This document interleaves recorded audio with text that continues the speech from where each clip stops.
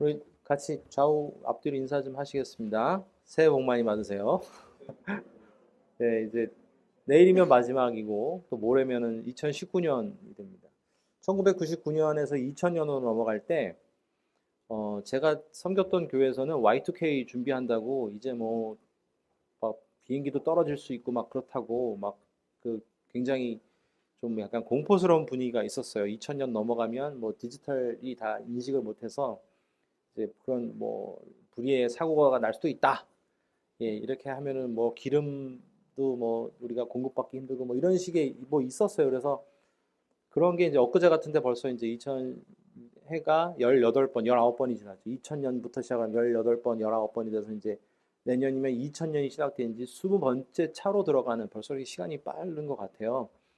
그래서 그렇잖아요. 그 여러분들도 시간 잘 모르시는데 애들 크는 거 봐야 애들 크는 거 봐야 이제 시간 가는 거 같은 느낌이 들고 그래서 애들 크는 게 사채 끌어온 것보다 더 무섭다고 하는 것처럼 애들이 팍팍팍팍 크잖아요.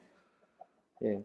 그런데 오늘 이 마지막 해 또 내년 처음부터 같이 계속해서 이어질 지난번에 말씀드렸습니다만 이제 요한 일서를 통해서 새해까지 계속 보려고 하는데요. 이 요한일서 같은 경우에는 이 시대를 물론 성경이 다 그렇긴 하지만 시대를 막론하고 시대를 떠나서 우리에게 계속해서 지속적으로 경계해야 될 것들이 무엇이냐. 이제 말씀을 드리다 보면 이제 영지주의라고 하는 말이 이제 본의 아니게 많이 나올 수밖에 없습니다. 그래서 영지주의를 이제 중간에 해석을 다시 한번 말씀드리겠습니다만 영지주의라 그러면 이 암이라는 게 있죠. 암, 리을 미음 받침 암, 암이라고 얘기를 해야 되나요? 암의 문제, 이게 안다라고 하는 거, 아는 것에 대한 지식에 대한 거의 문제를 계속해서 드러내는데 오늘 요한 사도는 이 부분에 대해서 계속해서 그 안다, 아노라, 아는데, 알아서, 이런 얘기를 계속해서 일부러 계속 그걸 건드리는 거야. 니네가 그렇게 잘 안다고? 하지만 이걸 아느냐? 이걸 아느냐? 이걸 알아야지 하면서 그 알을 대조적으로 계속해서 이야기해서 의도적으로 이 안다라고 하는 것을 계속해서 드러내 보여주고 있는 것이죠. 그러니까 이 사람들은 계속 지속적으로 뭔가를 배우고 알아야 한다는 생각 때문에 성경은 오늘 요한일서에서 지속적인 그 영지주의랑 싸우게 되어 있거든요. 사실 사람은 이 배운다라고 하는 거를요, 공부 안 하는 사람들이 있죠. 공부를 사실 좋아하는 사람은 없지만 그게 획일화된 학교 공부가 싫어서 그런 거지 배움에 대해서 뭔가 재미를 느끼기 시작하면 사람은 끊임없이 거기에 대해서 공부를 하려고 그래요. 그래서 이 사람은 지속적인 공부 배우는 게 있습니다. 예를 들면 요리를 몰랐다가 요리가 좋아지면 요리를 계속 공부하죠. 또 하다못해 친구들하고 만나면 또 게임도 배워야 돼요. 요즘 아이들 게임 많이 하잖아요. 게임도 배워야 하는 거지. 예, 게임을 이렇게 모르면 뭐 아이들 틈에 끼일 수도 없습니다. 조그만 애들 보면 다 영어로 돼 있어도 마치 영어를 네이티브처럼 읽으면서 막 로그인 막 클릭해서 들어가는데 영어 한마디 못해도 배워서 아니까 다 하게 되거든요. 이런 여러 가지 많은 것들. 저는 어학에 관심이 있어가지고 저는 어려서부터 어학에 대해서 공부를 좀 많이 이렇게 시도를 많이 했어요. 근데 뭐 결과적으로는 뭐 그렇게 크게 탁월한 그런 건 아니고 외교관이 돼 있거나 그래야 되는데 그냥 어학 자체가 재밌어서 6개월 이상만 공부해 본 게 6개월 이상 공부해 본 영어는 뭐 다 우리는 학교 다니면 어쩔 수 없으니까 영어는 빼고요. 6개월 이상만 공부해 본 게 일어, 영어, 독일어, 불어, 러시아어, 중국어 또 뭐 있죠? 스리랑카어도 해봤고 힌디어도 해봤고 아랍어는 2년을 공부했어요.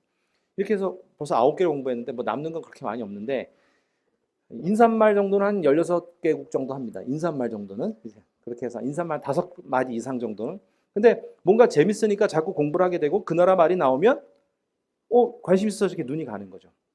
자, 이것처럼 사람들은 삶에 대해서 기본적으로 관심이 있어요. 그런데 자기의 생명, 자기의 미래, 자기의 영적인 어떤 갈급함을 배워서 할 수 있다? 그러면 거기 막 배우게 돼 있거든요.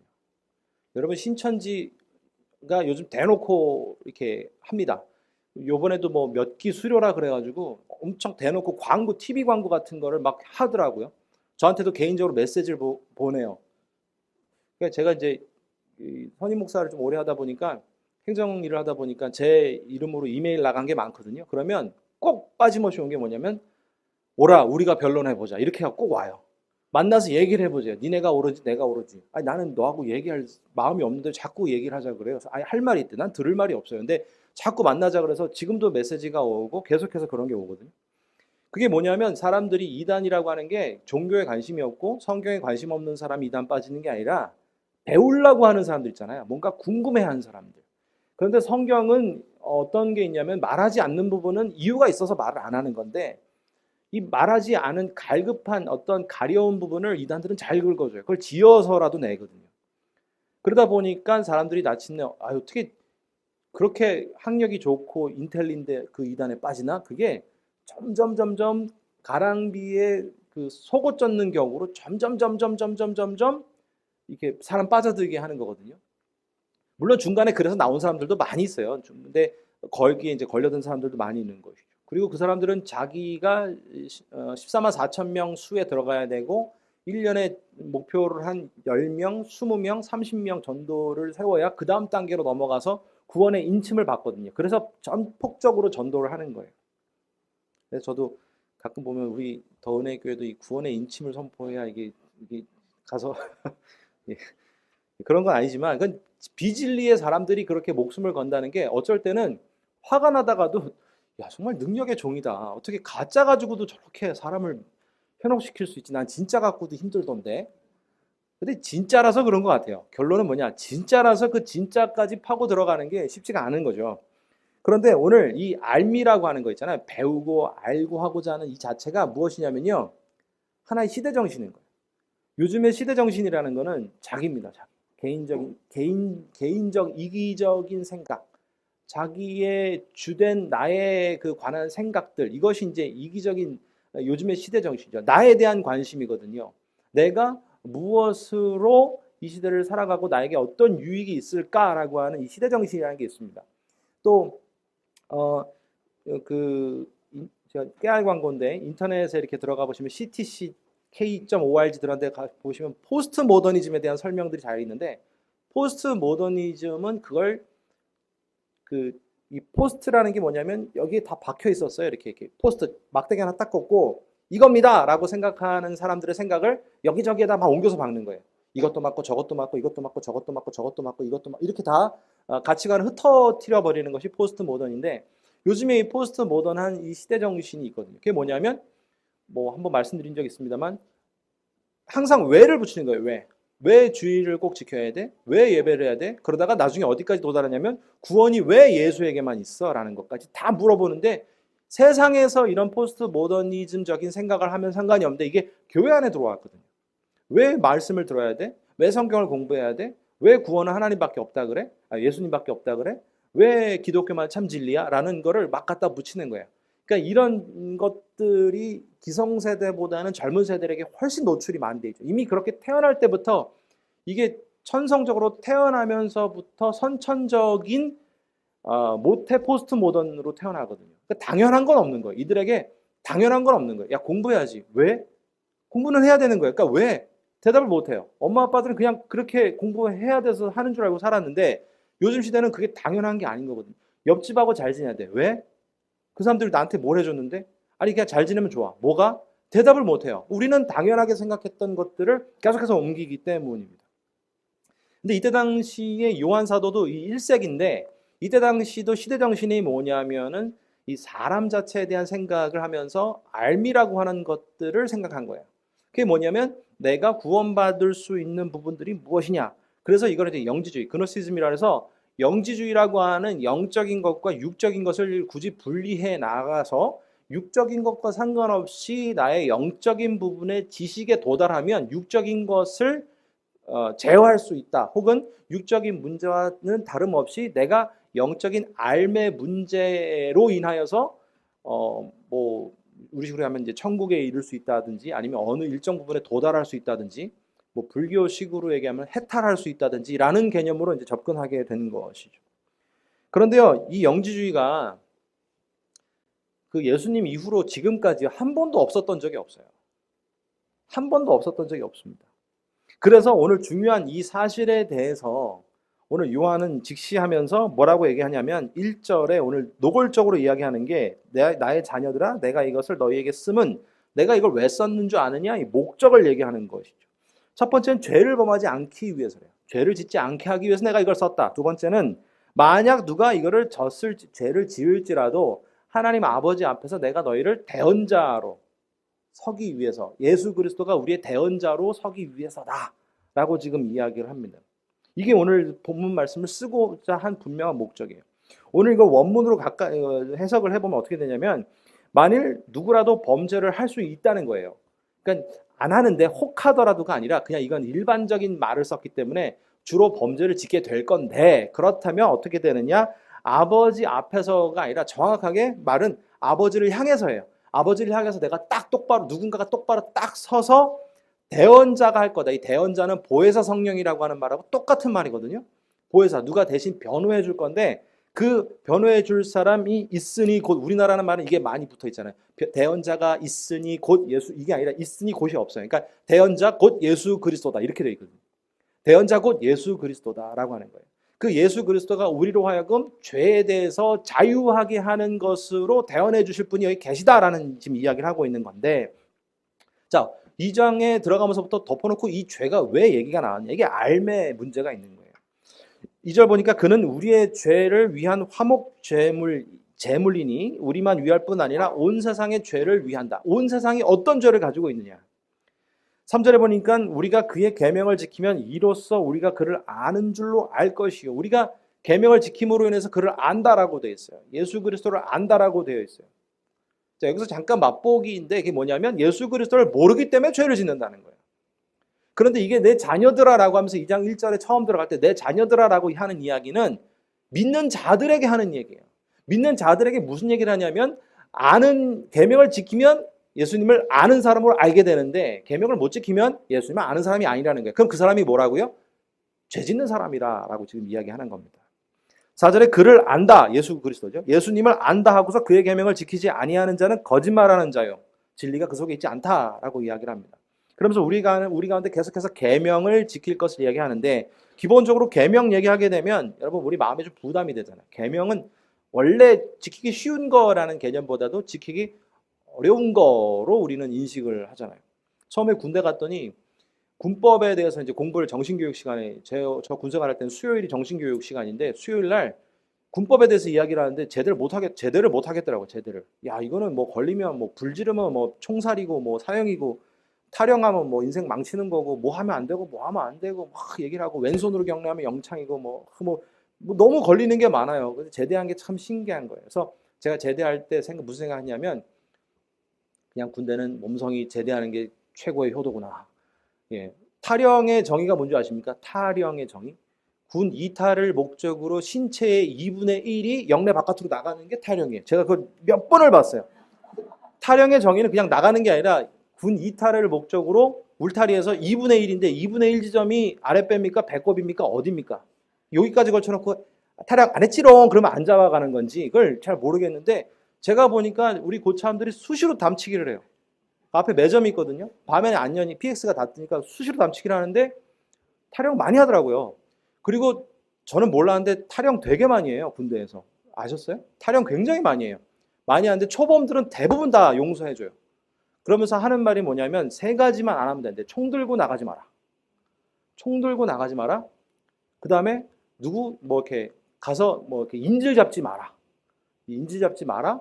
그 다음에 여기서 사고 치고 튀지 마라. 이 얘기를 하더라고요. 그러니까 저도 군대 갈 때 막 맨날 울고 이런 애가 있어서 교회를 데리고 왔는데, 예배 끝나고 얘가 타령을 했어요. 제가 얼마나 헌병대 끌려가서 조사를 받았는지. 그러니까 뭐 타령 많이 하더라고요. 생각보다 많이 해요. 근데 군 생활만 이렇게 보더라도 법률이 굉장히 어렵잖아요. 저도 법적인 일에 한번 연루는 아닌데, 법적인 일을 해결하기 위해서 법무사하고 고등법원, 지방법원이죠, 동부지청 이런 데를 많이 다녀봤는데, 우리가 모르는 법이 너무 많아서 당하는 게 있더라고요. 법을 딱 들이대니까 이게 법이 굉장히 희한해. 교통사고만 나더라도 법이 되게 어렵거든요. 이 사람이 이렇게 뒤에서 옆을 받았는데 불법 유턴이어도 뒤에서 박으면 이 사람이 유턴하다가 다시 꺾을 수 있기 때문에 유턴이라고 간주가 안 되는 거예요. 그래서 뭐 그런 여러 가지 많은 게 있습니다. 이 계명이라고 하는 하나님의 신적인 계명은 지키기가 쉽다 어렵다의 개념을 놓고 보면 어렵다는 개념을 훨씬 많이 가요. 계명을 지켜야 예수님을 안다라고 하면 나는 벌써 계명? 하면서 두 가지 존재가 되는데, 한 사람들은 어렵다라는 생각을 하고 뭐 이게 뭐 지키기가 어려운 게 딴 얘기하려고 계명을 또 들이대는 거지 뭐 이렇게 얘기할 수도 있죠. 6절에 보니까 5절에 보니까 누구든지 그의 말씀을 지키는 자는 하나님의 사랑이 참으로 그 속에서 온전하게 되었나니, 자 여기까지만 보면 누구든지 그의 말씀 즉 계명을 지키는 자는 하나님의 사랑이 내 속에서 온전하게 있다는 것이죠.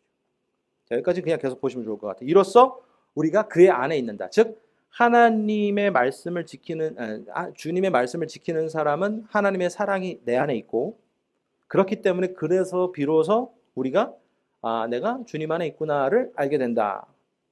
6절까지 그의 안에 산다고 하는 자는 그가 행하시는 대로 자기도 행한다.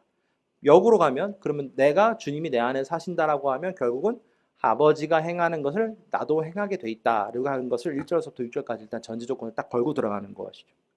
자, 그러면서 7절로 넘어갑니다. 7절로 넘어가는데 사랑하는 자들아 내가 새 계명을 너희에게 쓰는 것이 아니라 옛 계명이다라고 이야기를 합니다. 그러니까 이 얘기는 이미 우리에게 주어진 거예요. 그런데 다시 8절에 내가 너에게 새 계명을 쓴다라고 돼 있어요. 자, 너희가 지금 내가 계명을 하나 줄 건데 이 계명이 새 계명이 아니라 이미 너희가 알고 있는 계명인데 그럼에도 불구하고 알지만 내가 새로운 계명을 줄게라고 하는 이 새자가 새롭다 이 새자가 언어에 보면 우리는 그냥 새로운 것밖에 없잖아요. 영어로 얘기하면 여러분 잘 아시는 new, N-E-W, new잖아요. 그런데 헬라어니 두 가지 개념인데 하나는 완전한 새로움이에요. 이 땅에 전혀 존재하지 않고 있는 완전한 새로움이에요. 그러니까 완전한 새로움이 야 이거 새 옷이다. 옷이라고 하는 걸 이미 우리가 알잖아요. 새 밥이네. 새로 지었지만 밥의 형태는 늘 있지 않습니까? 예를 들면 새 집이네. 집이라고 하는 개념이 있는데 처음 들어가 볼 뿐이에요. 근데 이런 개념이 아닌 아예 처음이라는 거예요. 성경에서 결론적으로 말씀드리면 새롭다라고 하는 성경에서 말하는 하나밖에 없는데 이 땅을 구원해 줄 어느 누구도 창조해내지 못한 새로움, 이게 바로 예수 그리스도거든요. 우리를 구원할 수 있는 이 땅은 전혀 알지 못하는, 사람들은 그걸 알물 통해서 영지주의라고 하는 알물 통해서 계속 새로운 걸 찾았어요. 그런데 그거 하나 새로운 게 아니라 전혀 새로운 방식이 있는데 그게 뭐냐? 예수 그리스도를 얘기하는 거예요. 이거를 분명히 얘기를 함으로써 전혀 새로운 이 카이노스라고 하는 건데 이 카이노스의 새로움을 우리한테 던져줄 것이다 라고 지금 이야기를 합니다. 자, 그러면서 너희가 이제 알고 있는 그 새로운 계명을 카이노스의 전혀 새로운 계명을 받았는데 내가 그걸 다시 한번 또 전혀 새로운 것으로 얘기를 한다라고 하면서 풀어 쓰는 건데 그게 뭐냐면 8절에 있는 것처럼 내가 너에게 새 계명을 쓰는데 그에게와 너희에게도 참된 것이라 어둠이 지나가고 참빛이 벌써 비쳤다는 거예요. 이미 우리 가운데 놓여진 예수 그리스도의 참 빛이 새로움이다라고 지금 드러내고 있는 것이죠. 그리고 나서 9절에 이렇게 얘기합니다. 빛 가운데 있다 하면서 그 형제를 미워하는 자는 지금까지 어둠에 있다. 이게 전혀 새롭습니까? 전혀 새롭지 않은 거거든요. 빛 가운데 있다라고 하면서 형제를 사랑하지 않는다. 10절에 그의 형제를 사랑하는 자는 빛 가운데 있다. 자기 속에는 그 빛을 받았기 때문에 내가 형제를 사랑하는 것에 꺼리낌이 없다. 이렇게 이야기를 하죠. 그리고 11절에 그의 형제를 미워하는 자는 어두움에 있고 또 어두움에 행하며 갈 곳을 알지 못한다. 이는 그 어둠이 그의 눈을 멀게 하였다. 전혀 새로운 우리 가운데 주는 개념은 예수 그리스도의 그 새로움이 우리 가운데 들어왔는데 이 새로움이 들어온 것은 형제를 사랑하는 것으로 지금 이야기를 하는데 너무 뻔한 스토리잖아요. 여러분 재미난 건 형제를 사랑하고 내 이웃을 사랑하고 하는 거는 안 믿는 사람도 다 해요. 안 믿는 사람 다 합니다. 제가 이사를 와가지고 이제 저희 집에 총 7가구가 살아요. 7가구가 사는데 롤케이크를 7개, 저희 집까지 7집이니까 이제 6집이잖아요. 6집. 6집이 롤케이크, 로르마키라고 하는 롤케이크를 사가지고 롤케이크하고 또 숫자가 안 맞아가지고 아니 무슨 파리바게뜨가 롤케이크 6개를 비치해 놓지 않아가지고 쿠키랑 섞어가지고 이제 6개를 들고 랜덤으로 그냥 주는 거예요. 줘서 똑똑똑 했고 결국은 다 돌렸어요. 우리 애들 같이 다 가가지고 저희 다 이사 온 4식구입니다. 인사 다 하면서 이렇게 했어요. 저 살면서 처음 해봐요, 사실은. 이렇게 하고 결국 이제 목사인 거 뽀록 날 거니까 그래서 이제 딱 해서 또 전도의 기회도 삼아야 되고 해야 되니까 뭐 이렇게 했어요. 딱 했는데 그 즉시로 밑에 있는 사람이 생각지도 못한 걸 받았다고 하면서 너무 감사하다고 그 롤케이크보다 더 비싼 딸기를 갖고 왔어요. 네, 딸기를 갖고 왔어요. 그들이 그 다음날 아유 받아 먹기만 어떻게 해서 또 쿠키를 갖고 왔어요. 수제 쿠키 같은 거 갖고 왔는데 그게 더 비싼 것 같아요. 그 사람들이 믿는지 안 믿는지 잘 모르겠는데 한 집은 교회가 있으니까 믿죠. 안 믿는 사람들도 뭔가 그 도의적인 거를 하려고 하고 이웃에 대해서 생각하는 부분들이 있어요. 역으로 얘기하면요. 믿는 사람 중에는 그렇게 안 하는 사람도 있어요. 그러니까 여러분 이 도덕의 문제는 교회에서 항상 난해인데 예수 믿고 착하게 살아라, 예수 믿고 형제를 사랑해라라고 하는 문제는요. 이 세 계명을 받고 하느냐 그렇지 못하느냐의 차이가 굉장히 큽니다. 이해를 위해서 몇 가지 더 말씀을 드려볼까요? 여러분 기도를 이게 너무 좀 말이 좀 이해를 하셔야 되는데 기도를 많이 한다고 그 사람이 다 성품이 좋은 거냐 그렇지는 않더라고요. 저도 목사지만 항상 그 부분이 난제예요. 헷갈려요. 기도를 그렇게 오래 하고 기도 생활을 그렇게 많이 하시는 분인데 어떻게 저런 말을 할 수가 있지라고 하는 분들이 교회에 있어요. 역으로 생각하면 그럴 수 있죠. 원래는 더 심하게 하시는 분인데 기도를 그렇게 했기 때문에 그 정도밖에 욕을 안 하는구나. 원래 욕을 밥 먹듯이 하시는 분, 숨 쉴 때처럼 욕을 하는 분인데 기도를 해서 밥 먹듯이 하는구나 라는 생각을 할 수 있는데 꼭 그렇지만은 않은 거죠. 제가 개인적으로 당한 일인데 기도하면 제가 물론 그 전에 사역했던 교회입니다. 물론 여러분 잘 아시겠지만 상황인 만큼 계명교 얘기를 이제는 할 수는 없어요. 근데 그 전에 사역하던 분인데 기도하면 그분이 아주 대표적인 권사님이시거든요. 얼마나 머리를 땅에 대고 기도하시는지 그분 트레이드마크가 이마에 굳은 살이에요. 무슬림처럼. 무슬림이 하루에 5번을 기도하기 때문에 진짜 백이 무슬림들은 굳은 살이 이마에 있거든요. 쿵쿵 대기 때문에. 그런데 이분은 제가 봤을 때도 기도하시면서 거의 주무시진 않으세요. 그런데 계속 이렇게 머리를 땅에 대고 기도하고 그래서 여기가 트레이드마크가 거묵해 죽어 있어요. 그분이 기도하고 나서 저를 얼마나 저주를 하든지 저주에 저주라는 거예요. 근데 제가 오해받을 일을 했으면 제가 뭐 여러분들도 그럴 수 있잖아요. 도대체 목사님이 어떤 일을 했길래 또 뭐가 아니 때 굴뚝이 여긴 게 알겠어. 또 목사님이 또 이상한 짓을 했겠지라고 생각 혹은 하실 수도 물론 그렇게 안 하시겠지만 하실 수도 있겠죠. 그런데 그게 아니라 거짓말을 믿으셨어요. 누군가 저에 대해서 안 좋은 소문을 당회실에다가 잘못된 소문을 가지고서 이제 일렀는데 그게 이렇게 소문이 돌아서 확인도 안 해보고 저랑 어떤 장로님 두 분을 그렇게 제 앞에서 저주를 하시더라고요. 그래서 저는 그게 들으면서도 저를 저주하는지 몰랐어요. 제 얘기인 줄 꿈에도 생각 못했는데 들어보니까 제 얘기예요. 어떻게 맨날 새벽 예배 드리고 철야기도 하시고 주여 삼창 그렇게 하시고 정말 언제 주무시는 거야 하는 정도로 열심히 기도하시는 분이 어떻게 저런 말을 하실 수가 있을까라고 하는 이런 부분들은 항상 목회하는 저에게는 헷갈리게 하는 부분입니다. 혹시 여러분들도 그런 문제가 있으신지 모르겠어요. 이런 게 뭐냐면 그러면 오래 하는 게 능사가 아니냐? 그렇지 않죠. 기도를 청년들 제가 이제 예전에 이제 지도 많이 할 때 화살 기도라고 하는 게 이제 선교 단체에서 많이 나와가지고 하나님한테 화살을 팍팍 쏘듯이 팍팍 기도하는 게 좋다 이렇게 하는데 내가 기도의 시간을 확보해서 내가 1시간이건 2시간이건 주님의 그 깊은 뜻을 알기 위해서 3시간, 4시간 밤새워 기도하는 거 필요하죠. 그게 필요 없다는 얘기는 아니에요. 그 필요합니다. 그게 받쳐준 상황에서 화살 기도를 해야지 기도는 막 1, 20분, 3, 40분도 못 하면서 화살 기도만 맨날 쏴 올리면 주님이 그 화살을 다 맞으시면 아프시잖아요. 그래서 이 화살 기도만 자꾸 그렇게 하는 게 아니라 어떤 진중한 기도의 시간이 필요합니다. 그래서 기도가 오래만 하는 게 능사는 아닌 것 같은데 또 오래 해야만 또 되는 기도들이 분명히 있습니다. 근데 이게 항상 헷갈리는 거예요. 근데 그분을 교회에서 자주 봐야 되거든요. 자주. 그러니까 그때부터 어떤 생각이 드냐면 예전에 기도 많이 하실 때는 아무 생각 없이 그냥 기도 오래 하시나 보다라고만 생각을 했는데 저한테 한번 퍼붓고 나니까 그 장로님하고 저하고는 그분을 보면 도대체 뭘 위해서 저렇게 기도를 많이 하는 거야? 라는 생각이 그 기도하는 모습만 봐도 이제 마음이 불편해지는 거예요. 저분이 저렇게 기도 많이 한다는데 왜 말을 저렇게 하고 다니지? 저러면서 기도하러 또 왔다고. 이런 생각이 막 드는 거예요. 여러분 오늘 우리가 이웃을 사랑하는 어떤 이 도덕적인 경건성을 취할 수는 있어요. 그런데 그거는 빛의 인도하심으로 하는 것이 아닙니다. 열심히 기도하고 남을 정죄하고 열심히 기도하고 결국은 나만 옳다고 하고 자신의 견고한 성만 쌓아 나가는 것이죠. 그러면서 하나님이 뭘 원하시는지에 대한 묵상, 하나님과의 친밀성을 제껴놓은 채 나의 그냥 그 기도가 목적이 되는 거예요. 내가 기도가 목적이 되어서 그 기도를 통해서 내가 하나님 앞에 낮아지려고 하는 목적이 아니라 그냥 내가 기도하는 사람이다. 기도하면 나에게 어떤 영권이 생긴다. 이게 목적이 되는 것이지 그 기도를 통해 하나님을 바라보는 것은 아니라고 이야기할 수 있죠. 자, 그러니까 여러분 이런 문제를 통해서 우리 가운데 오늘 던져지는 얘기는요.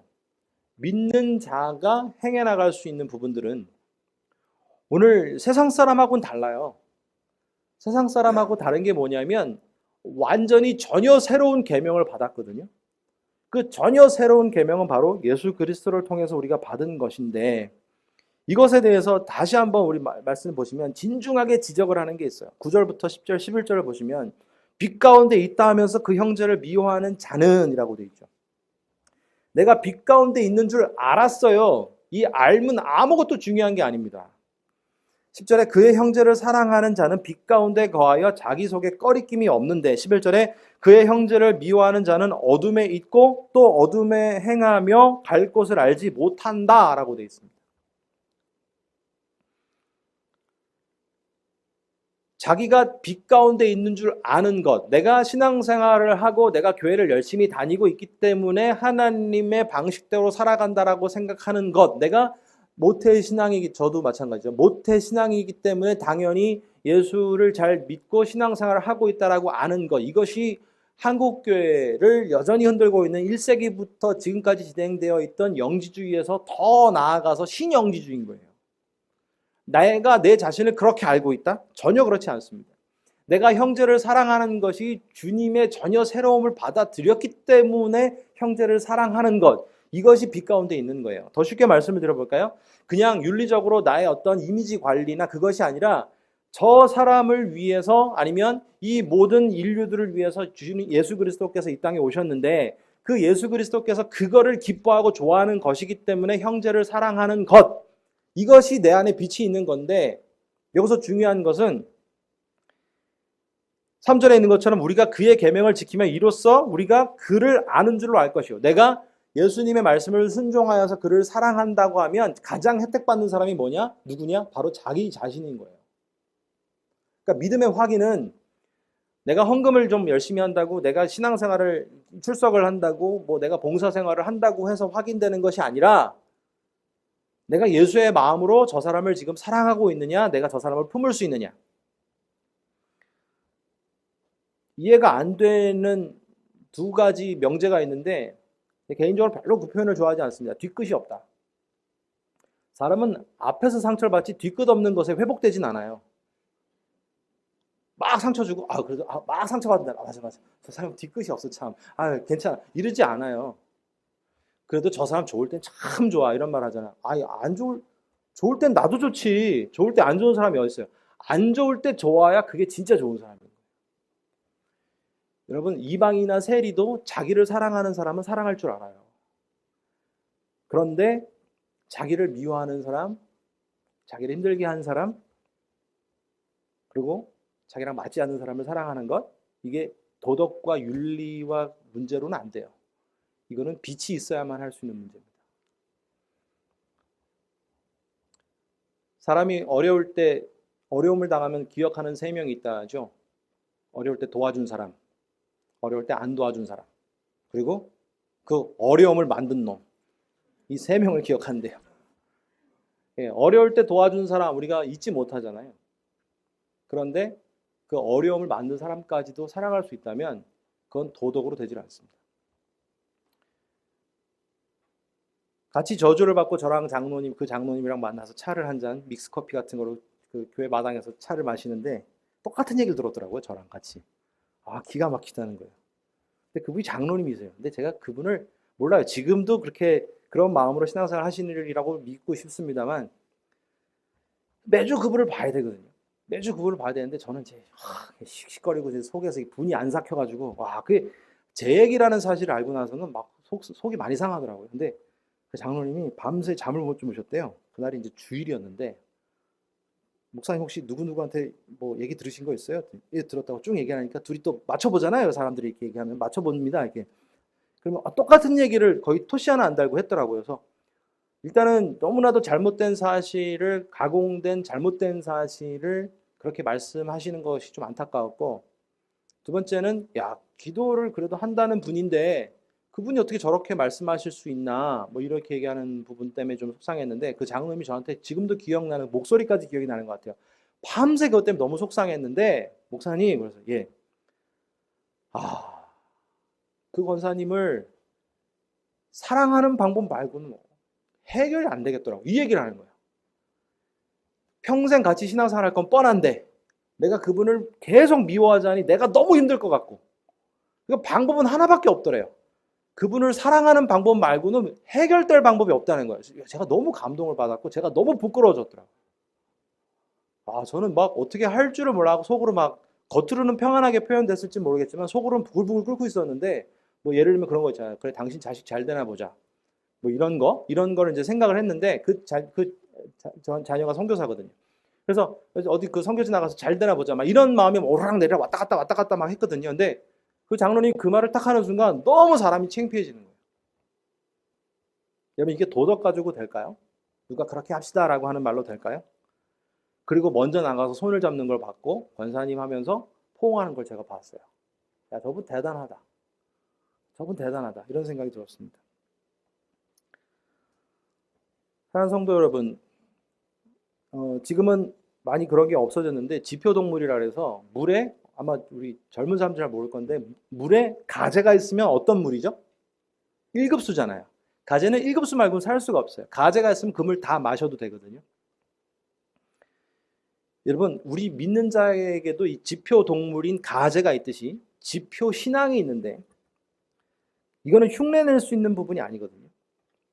그거는 뭐냐면 그리스도로 인한 나의 본질적 삶의 변화, 즉 본질적 내 영적인 물이 얼마나 많느냐는 미워하는 사람들과의 어떠한 관계를 가지고 있고 내 안에 어떤 작용들이 지금 일어나고 있는지를 볼 수 있습니다. 여러분, 이건 영적인 전쟁이에요. 청교도들이 영적인 전쟁을 통해서 이야기하기를, 내가 살아있는지, 내가 영적으로 하나님 앞에 살아있는, 죽어있는지를 두 가지를 가지고 측정을 하라 그랬는데, 하나는 하나님에 대한 열망과 갈망이 있느냐예요. 내가 하나님을 닮고 싶고 말씀을 통해 더 알아가고 싶고 하나님의 모습을 닮고 싶고 뭐 이런 것들이, 영적인 갈망이 내 안에 있느냐 합니다. 두 번째가 뭐냐면 오늘도 영적인 전투가 있었느냐예요. 여기서 오해하시면 안 되는 게 뭐냐면, 밤에 누울 때 내가 오늘 영적으로 싸워서 이겼다가 아니라 이겼는지 졌는지의 문제예요. 이겨도 좋고 져도 좋아요. 자, 이겼다 졌다는 무엇입니까? 싸움이 있었다라고 하는 거죠. 이겼다 졌다가 누웠을 때 내가 오늘 영적으로 이겼나? 졌나? 전투가 없었으면 그걸 생각할 필요가 없어요. 그냥 오늘 그냥 무난하게 지냈네가 아니라, 오늘은 내가 또 거기서 좌절했네. 오늘은 내가 또 거기서 실패했네. 내가 그걸 왜 못 이겼을까? 주님 보시기에 창피하다. 내가 이러고도 집사라고, 내가 이러고도 목사라고, 내가 이러면 안 되지라고 하는 어떤 마지막 잘 때 평가가 있어야지 내가 오늘 영적으로 싸우고 있다는 뜻이에요. 근데 그것이 없으면 우리 가운데 영적으로 이미 죽어 있다라고 하는 것을 지금 이야기하는 것입니다. 그래서 다시 1, 2절로 넘어가면, 그래서 왜 쓰느냐? 내가 너에게 이것을 쓰면 첫 번째, 죄를 범하지 않게 하기 위해서다. 우리는 죄를 범하지 않게 하기 위해서 하나님께서 예수 그리스도를 보내주셨어요. 그런데 두 번째, 안전하게도 뭐가 있느냐? 만일 죄를 범하거든 주님께서 그것을 다 대언해 주시겠다라고 지금 이야기하고 있습니다. 앞서 말씀드렸습니다만은요, 오늘 우리 가운데 분명히 하나의 문제는 예수 그리스도가 나에게 빛으로 오실 때만 해결되는 것들이 있어요. 여러분, 그럼에도 불구하고 이 빛을, 강렬한 빛을 받아보지 못한 사람들은 다른 데서 조명을 가지고 옵니다. 자, 이게 무슨 얘기냐면요, 그리스도의 충분성을 느끼지 못하면 그리스도의 부족성 때문에 다른 것들을 끌어오게 되는 거예요. 그러면 오류가 나는 거예요. 여러분, 이 시대가 예수 그리스도 한 분만 가지고서 안 되다 보니까 이거저거 끌어오는 겁니다. 대표적인 게 뭐냐면요, 성경은 우리 가운데 성경은 우리 가운데 성화를 위해서, 하나님의 거룩한 삶을 위해서 주어졌지, 이것이 우리의 성공을 위해서 주어진 게 아니에요. 말씀을 보고 주님을 발견해야 되는데, 말씀을 보고 그래서 주님이 나에게 어떻게 해주실 것인가로 가는 것이죠. 그러니까 그런 부분들을 계속해서 긁어내려다 보니까 이 말씀을 통해서 다른 것들로 자꾸 접근하게 되는 것입니다. 예수 그리스도가 이 땅에 오셔서 우리 가운데 주신 바는 분명히 그리스도를 발견하여서 그 그리스도를 발견함을 통해 나에게 빛 대신 예수 그리스도를 보고 느끼라라고 하는 거예요. 그런데 이 땅에선 계속 문제가 무엇인지 말씀을 통해 내 개인적인 치료, 개인적인 상담, 개인적인 회복만 가져다 보니까 성경 전체가 말하고 있는 것을 놓치기 십상입니다. 우리가 분명히 여러분 주일학교 때부터 분명히 봐서 아시겠지만 다니엘이 알고 있는 것은 현재 알고 있는 것은 본인이 사자굴에 있다라고 하는 거예요.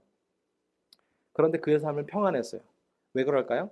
동시에 그리스도도 하나님도 알았기 때문입니다. 사도 바울도 사형 전에 감옥에 갇혀져 있다라고 하는 자기의 상황을 알았죠. 그러나 그 상황의 알을 넘어서서 예수 그리스도가 나의 주인 되심을 알았기 때문에 옥문이 열렸던 것이죠. 근데 우리의 알은 이게 바뀌어져서 성경을 읽고 이게 그대로 받아들이지 않다 보니까 어떤 현상이 생기냐면 우리의 알은 어떻게 바뀌냐면 내가 그리스도를 알았으니 사자굴은 생기면 안 되는 거예요. 내가 그리스도를 알았으니 감옥에 갇히면 안 되는 거예요. 이게 우리의 알미예요.